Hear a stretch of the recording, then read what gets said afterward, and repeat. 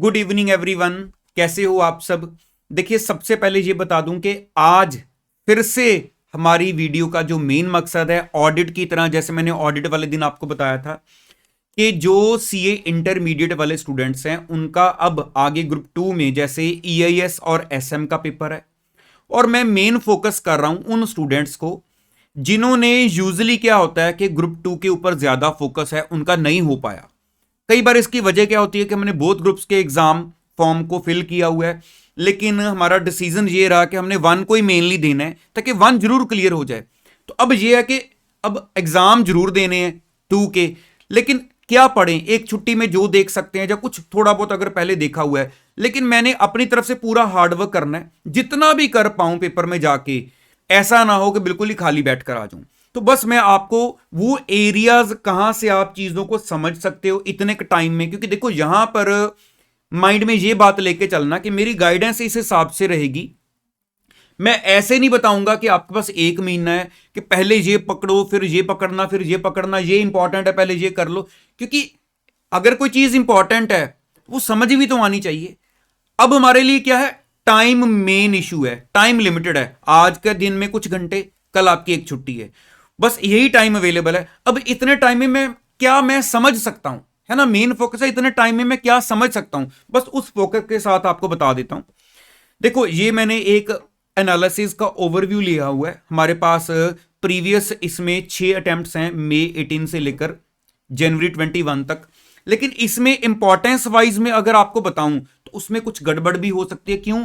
क्योंकि अगर मैं बोलूं ये चैप्टर ज्यादा इंपॉर्टेंट है, लेकिन वो समझ भी तो आ सके ना, बात वो है। तो इसलिए मैं चैप्टर की इंपॉर्टेंस को कम इंपॉर्टेंस देने लगा हूं, जहां से आपको समझ आ सके मैं उसके ऊपर मेन फोकस करता हूं। देखिए, आप इतना तो आइडिया आपको होगा कि ईआईएस एसएम आपने सुना होगा। नॉर्मली बच्चे कहते हैं कि ईआईएस टेक्निकल है, एसएम आसान है। रियलिटी क्या है, क्योंकि ईआईएस है आपकी IT based, information technology based. उसमें जो चीजें पढ़ी हैं उसके बारे में तो हमें आइडिया होता है ना। लेकिन जो चीजें नहीं पढ़ी हैं वो हम नहीं लिख पाते। एसएम देखने में लगता है कि यार ये बड़ी सिंपल चल रही है, लेकिन उसमें ना क्वेश्चंस फिर ऐसे ट्रिकी बनाए जाते हैं, डायरेक्ट क्वेश्चंस कम पूछे जाते हैं, तो वो फिर क्वेश्चन पूछने में, आंसर लिखने में थोड़ा सा टेक्निकल हो जाता है। तो दोनों का मिक्स मैच है। आप ऐसे माइंड में कोई भी चीज ना लेके चलना ये आसान है ये ईजी है, हम दोनों को फोकस रखते हैं। पहले आज हम शुरुआत कर लेंगे एसएम से, आज के दिन में, ठीक है। तो एसएम से कैसे शुरुआत करो, देखो आप ना जो चैप्टर नंबर 1 है एसएम का, जिसमें हमारे पास इंट्रोडक्शन टू स्ट्रेटेजिक मैनेजमेंट है, वो पूरा अपने स्टडी मटेरियल से चैप्टर पूरा पढ़ लेना। चैप्टर 1 को पूरा पढ़ लेना, वो बहुत जरूरी है। एक आइडिया लग जाएगा कि एक बेसिक आपको एसएम के बारे में एक बेसिक अच्छा आइडिया लग जाएगा कि एसएम चीज क्या है। चैप्टर 1 पूरा पढ़ लेना। उसके बाद चाहे चैप्टर 2 ज्यादा बड़ा नहीं है, चैप्टर 3 काफी इंपॉर्टेंट चैप्टर है वैसे, लेकिन मैं आऊंगा मेनली चैप्टर नंबर 4 पर आपके साथ। 1 के बाद आप चैप्टर नंबर 4, 5 और 6 पर आ सकते हो। और आज के दिन में देखो चैप्टर कौन से हैं, corporate level strategies, business level strategies और फंक्शनल लेवल स्ट्रेटजीज। अब ये जो 3 चैप्टर हैं, आपका फोकस आज के दिन में, अब चीजें नोट करते जाओ, आज के दिन में आपका चैप्टर नंबर 1 और इधर से चैप्टर नंबर 4 आज के दिन में, ये आपका आज का फोकस होना चाहिए, ठीक है। ये 2 चैप्टर्स।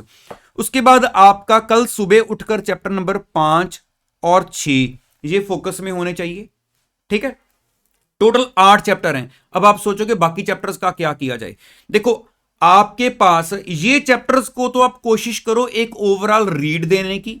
जब एक रीडिंग दे लेते हो चैप्टर को, ठीक है, अब उसके बाद आपके चैप्टर के पीछे, हर चैप्टर के पीछे, मतलब स्टडी मटेरियल के हर चैप्टर के पीछे जो बैक क्वेश्चंस दिए होते हैं ना, आप देखना वो 2 तरह के हैं, 2 कैटेगरीज में हैं। जैसे सिनेरियो बेस्ड और डिस्क्रिप्टिव।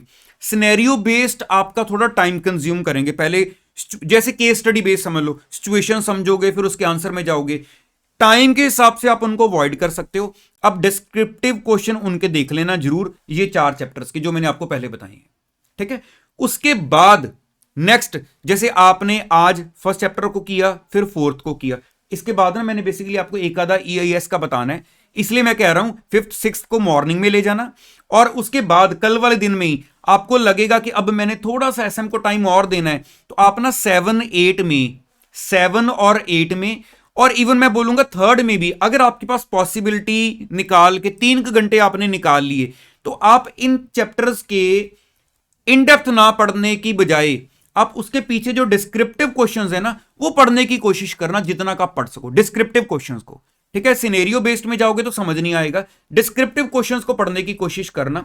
इवन मतलब 1 4 5 6 को करने के बाद कोशिश करना पहले 3 के पढ़ लेना डिस्क्रिप्टिव क्वेश्चंस, उसके बाद आप 7 8 को देखने की कोशिश करना। इतने के साथ आप एसएम को काफी ज्यादा जान लोगे जितना पॉसिबल है इस शॉर्ट टाइम में। बाकी अगर बात करूं ईआईएस की, ईआईएस की अब सुनो जरा मेरी बात ध्यान से। देखो चैप्टर नंबर 1 एंड 2 तो मैं आपको बोलूंगा काफी ज्यादा आसान चैप्टर है, काफी ज्यादा आसान है। 1 चैप्टर भी एक नॉर्मल लेवल का चैप्टर है, कोई ज्यादा टेक्निकल नहीं है। आप आज के दिन में जैसे आपने एसएम का चैप्टर 1 किया, एसएम का चैप्टर 4 किया, उसके बाद ना जो हमारा चैप्टर नंबर 1 है ईआईएस का, उसके पहले 2-3 पेज में एक इंट्रोडक्शन सी देख लेना चैप्टर की कि ईआईएस बेसिकली चीज क्या है, एक माइंड में रिकॉलिंग सी हो जाएगी, अच्छा ईआईएस ये चीज है। ठीक है, उसके बाद आपकी चॉइस है, आप चैप्टर 1 को कंटिन्यू करना चाहते हो या पहले 2 को पढ़ना चाहते हो, लेकिन हमने पहले ये 2 ही कवर करने हैं। इसमें ये चलेगा कि आप सारा सारा चैप्टर चाहे ना पढ़ो, क्योंकि चैप्टर काफी काफी बड़े हैं, अराउंड 100 पेजेस के आसपास आपके चैप्टर हैं। तो बेटर है आप इतना टाइम डिवोट करो और बाद में जाके पेपर में रिकॉलिंग ना हो पाए, क्योंकि देखो जब आप पढ़ने बैठोगे ना आपको लगेगा यार मुझे तो सारा समझ आ रहा है, शायद वहां कहीं ना कहीं ये फील भी हो कि मैंने पहले क्यों नहीं पढ़ा। लेकिन अब उस फील को ना लेके आना, सीधा टाइम शॉर्ट है, आप क्या करना चैप्टर के पीछे, स्टडी मटेरियल के पीछे, हर चैप्टर के पीछे जो क्वेश्चंस दिए गए हैं, देखो एसएम के क्वेश्चंस के साथ तो उनके आंसर्स भी साथ ही लिखे गए हैं, लेकिन ईआईएस में वहां पर ना स्टडी मटेरियल में हिंट्स दिए हुए हैं कि इस क्वेश्चन के आंसर के लिए इस पैरा को रेफर कर लो स्टडी मटेरियल में, इस क्वेश्चन के आंसर के लिए चैप्टर के अंदर इस पैरा को रेफर कर लो। अब एक चीज सुनो बात ध्यान से, पहले 2 चैप्टर्स को आप चाहे वो सीधा जो चैप्टर के पीछे क्वेश्चंस है ना, मैं क्वेश्चंस इसलिए कह रहा हूं, ये ना सोचना कि आप माइंड में ले आओ कि अगर उन क्वेश्चंस में ना आया, यार देखो वैसे भी देखो पूरा पूरा चैप्टर मैं बोल दूं पढ़ लो तो आपके 2 चैप्टर ही नहीं खत्म होने। बात टाइम की है, फिर से बोल रहा हूं, इसलिए सजेस्ट कर रहा हूं, कुछ तो आएगा नहीं आएगा वो बात की बात है, लेकिन एक ओवरऑल आइडिया मिले हमें। पहले 2 चैप्टर के बैक क्वेश्चंस को जब देखोगे ना, अब आपको हो सकता है कहीं पर ये सिचुएशन फेस करनी पड़े कि आप सोचो कि वहां पे वो एक पर्टिकुलर टॉपिक को लेकर उसके अंदर की कोई बात करें। मान लो एक टॉपिक है ईआरपी, आप बोलो ईआरपी से रिलेटेड वो जो पॉइंट्स पूछ रहे हैं मैं अंदर हिंट से वो पैरा तो निकाल लूं, लेकिन ईआरपी होता क्या है, तो वो टेंशन नहीं करनी। अगर आपको लग रहा है कि ऐसी सिचुएशन है तो वो जहां पर वो हिंट दिया हुआ है कि इस पैरा से रिलेटेड ये आंसर है, उसके स्टार्टिंग में जाके उसका थोड़ा सा मीनिंग देख लो। मतलब टाइम में आपको चीजें मैनेज कर लेनी है दिमाग लगा के कि पहले चलो देख लेता हूं ईआरपी होता क्या है शॉर्ट में, फिर मैं इसके बारे में वो क्वेश्चन का आंसर पढ़ लेता हूं, इतने से आप मैनेज कर पाओगे। तो आपका पहला फोकस होना चाहिए चैप्टर नंबर 1 और 2 को। देखो 3 चैप्टर में स्टार्टिंग वाले कुछ एरियाज इजी हैं, चैप्टर नंबर 3 में स्टार्टिंग के कुछ एरियाज इजी हैं। आप चाहे मॉड्यूल के स्टार्टिंग में खोल के देख लेना, आपको जितना पॉसिबल हो सके जो लगे हाँ यार ये एरियाज के बारे में मैंने अपनी प्रैक्टिकल लाइफ में कंप्यूटर यूज करता हूं, काफी चीजें सुनी हुई हैं, वो देख लेना। बाकी चैप्टर नंबर 3 के पीछे बैक क्वेश्चंस में जाओ, आपको काफी ज्यादा मुश्किल लगेगा, मुझे पता है, थोड़ा सा वो काफी बड़ा चैप्टर है। तो बेटर है आप 3rd के स्टार्टिंग वाले एरियाज को देखकर अपना फोकस ले आना 4 और 5 पर। 5 थोड़ा सा छोटा है, ज्यादा छोटा नहीं है एज कंपेयर टू 1 से लेकर 4 तक उनके कंपैरेटिवली, लेकिन अब इसमें भी ध्यान रखना 4 चैप्टर में भी काफी एरियाज आपके ऐसे मिलेंगे आपको जो प्रैक्टिकल लाइफ में आपको चीजें काफी नॉलेज है आज के टाइम पर, क्योंकि टेक्नोलॉजी को हम लोग काफी यूज करते हैं। और 5 में भी काफी चीजें ऐसी मिलेंगी कि आप, जैसे मैं आपको एग्जाम्पल दूं, आप पेटीएम यूज करते हो, आप यूपीआई पेमेंट्स, ऐसी कई चीजें भी मिलनी शुरू हो जाएंगी आपको अंदर। तो बेटर है आप ना एक बार चैप्टर्स को ऐसे सारे पेजेस को पलट के देख लो एक बार, और जो चैप्टर के पीछे क्वेश्चंस है जैसे मैंने आपको 1 और 2 के लिए बताया कि 1 और 2 में जैसे कि बैक क्वेश्चंस को सीधा करना शुरू कर दो, जो जो हिंट दिए हुए हैं सीधा मॉड्यूल के अंदर वो एरिया खोलो, पहले क्वेश्चन पढ़ के फिर उसका आंसर पढ़ो, उसके ऊपर फोकस करो, जहां पर लगे कि यहां पर इसका मीनिंग पता हो तो क्वेश्चन समझ आ जाता तो उतने के लिए मीनिंग देख लो उसका। तो ऐसे आप ये स्ट्रेटजी रखना और आपका थोड़ा मिक्स मैच होकर चलना चाहिए आज के दिन में भी और कल के दिन में भी। आज आप एसएम का चैप्टर नंबर 1 और 4 पकड़ लो, साथ में चाहे उधर से ईआईएस का चैप्टर 1 कर लेना या 2 कर लेना, ये आपकी चॉइस है। बस स्टार्टिंग में एक बार थोड़ा सा ईआईएस होता क्या है, ये 2 पेज पकड़ के उसके बाद आपकी चॉइस है। ऐसे आपको ये पॉलिसी थोड़ी सी बना के चलनी है तो बाकी मैं आपको ये बोलूंगा, एक लेटेस्ट वाला आरटीपी देख लेना अगर आपको टाइम हुआ तो, पॉसिबिलिटी हुई तो, वरना जितना अभी टाइम अवेलेबल है उसके हिसाब से आपने इतना भी देख लिया जितना मैक्सिमम पॉसिबल हो सके। तो इसके साथ आपको पेपर में जाके काफी ज्यादा एरिया लगेगा कि हाँ मैंने अब देखा हुआ है, सुना हुआ है। रिकॉल कितना हो रहा है, अब एक दिन में पढ़ा यार कम रिकॉल होता है, ये तो आप सबको पता है ना। लेकिन हमारा फोकस ही ये है कि हमने खाली नहीं बैठना वहां पे, 3 घंटे पूरे डिवोट करने हैं। क्योंकि देखो ध्यान से देखा जाए 50-50 मार्क्स का एरिया है, अब 3 घंटे हैं तो 1.5 घंटा लगा लो, चलो अराउंड है ना, दोनों को इक्वल अगर डिवाइड कर लें तो 1.5 घंटे में जिसको पेपर आता है तो वो पूरा नहीं लिख पाता। तो जिसको कम आता है तो एटलीस्ट वो सोच सोच के लिखेगा, 1.5 घंटा तो पर सब्जेक्ट पता भी नहीं चलना कहां पे गया। लेकिन वो तभी पॉसिबल है अगर हम इतना काम देख के जाएं। तो मैं तो आपको बोलूंगा कि अब इन एरियाज को आज ही बैठ जाओ और पकड़ लो, ठीक है।